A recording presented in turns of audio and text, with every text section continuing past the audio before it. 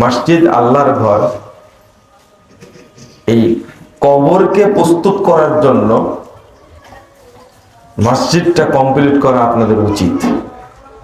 সবার বাড়ি খুব সুন্দর সুন্দর, কিন্তু মসজিদের অবস্থা খুব, এই বাড়ি যতই সুন্দর করে করেন, সবচেয়ে দামি জায়গা পৃথিবীতে বলে মানুষ খুব বেশি খরচ করে তৈরি করা হলো হোয়াইট হাউস, কিন্তু আল্লাহর কাছে কোনো দাম নাই।